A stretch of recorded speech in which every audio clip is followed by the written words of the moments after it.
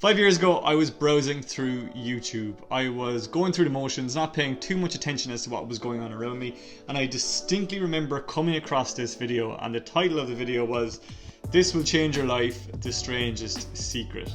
Now, as usual, the clickbaity title got the better of me. I clicked on the video and it began with this man. This video had everything it wanted.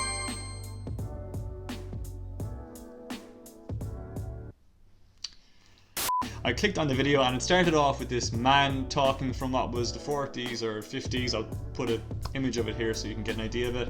And he was talking about mindset. Now this video had everything a dramatic video needed. It had the intense background music, it was black and white, it had a really enchanting voice.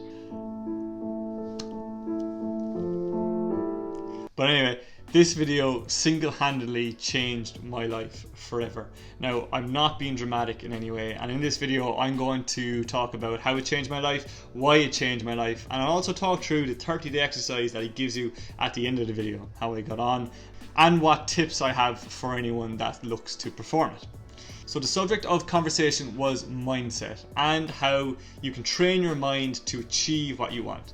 Now, I was instantly bought in, because who doesn't want to succeed in their life? Now, talking about success, he spends a lot of time trying to define it. Now, eventually, he defines it as the progressive realization of a worthy ideal. And he said that the greatest discovery of his generation is that man and woman can change their future by altering their attitudes of mind. He compares your mind, as an example, to a field managed by a farmer. He said in one field he plants corn seeds, in the other field he plants nightshade, a deadly poison. Now I'm going to play it here because it sounds so cool when he says it. The other is nightshade, a deadly poison. But like the mind, he says that the field will return whatever you plant. The same things happen in our brain with our thoughts. Another thing he mentions in the video, and that really stuck with me, I'm not going to memorize it, I'm just going to read it out. He says that anything that is really worthwhile in life is free. Our minds, our souls, our bodies, our hopes, our dreams, our ambitions, our love and families. He says all these priceless possessions are free, and the things that we got for nothing can never be replaced. And that really stuck with me because, you know, it's deep in that. Now, based off what you've heard already, you've probably realised that The Strangest Secret is based off the law of attraction. Now, people seem to either love the law of attraction or hate it. And if you'd like me to do a video on the pros and cons of the law of attraction, let me know in the comments. But personally, I can see arguments from both sides. Take what you will, but for me, if you ignore the bullshit and the culty behaviour behind it, you can really take aspects of it and really make a positive change in your life. If you do that, I really don't see the harm in it. Now, someone who might have a conflicting view on it, I'm reading Darragh Brown's book at the moment, Happy. Now, I've just started and I'm only about 20 pages in, but he does seem to bash the law of attraction an awful lot at the start, so I'll let you know how that goes. But anyway, back to the video. Personally, no argument can change the fact that this really did change my life for the better, so I'm going to keep on going.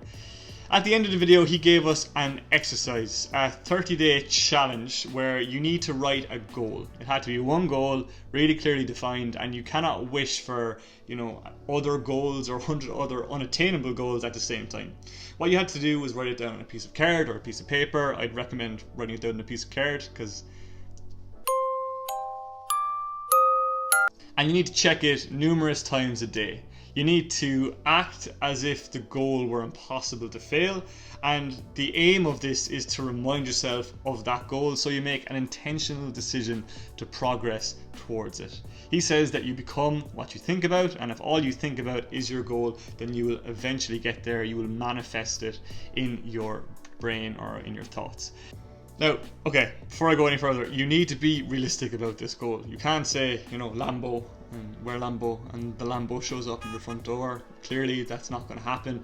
You need to be somewhat realistic and manage your expectations as to what you want to achieve. What I'd recommend is that the first time you do this challenge, you pick something that is somewhere in your grasp, but it will be a bit of a challenge to get there, and it will positively impact your life for the better. Positively impact your life for the better. Great English, Darragh. Now on the back of this card you need to write, ask and it shall be given, seek and it will be found, knock and it shall be opened under you. Here's the hard part. If for one day you feel like you didn't check in with the card or intentionally worked towards your goal, you have to start the process all over again. Now, to give you a bit of context, this is my card. I think this was my 4th card because I failed at this 3 times. Oh, what a loser! Now, the goal every time was the same, and it took me a while to come up with a goal. I asked myself, what did I want? So I chose something quite simple. Everybody wants to be happy at the end of the day. So my goal was to become the happiest person I know. Now, here's the card here. Right there, I'll zoom in to give you a bit of a look. It was June 6th, 2016, and you'd see here all of the marks I had on the card and the biblical quote on the back, which you can take or leave. What I found amazing about this exercise was that, and again, not being dramatic, the second I started this challenge, my whole mindset just completely changed. Now, I would have considered myself, pretty happy anyway, having a little bit of an underlying contentment, as Andy Puttycombe says in Headspace. But doing this challenge really encouraged me to acknowledge what made me happy and how to look on the bright side of things, how to take and how to recognize opportunities. Intentionally, I started noticing the little things in my life that brought me a little bit of joy, like the smell of my morning coffee in the morning. Love my morning coffee.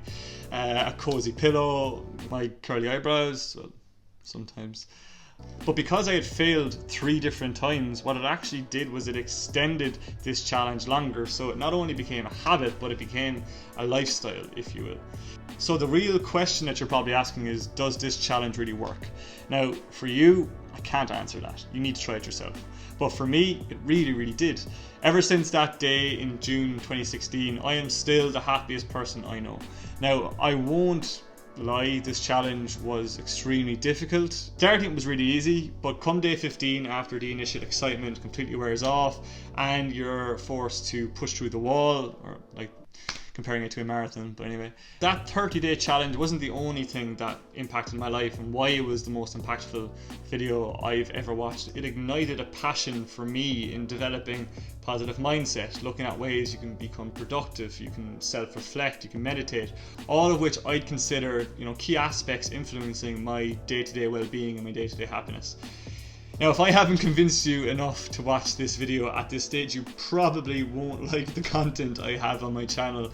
But if you're a little bit curious, I'll again link the video here, doing the cardinal sin of linking people outside of my channel. But again, life is too short.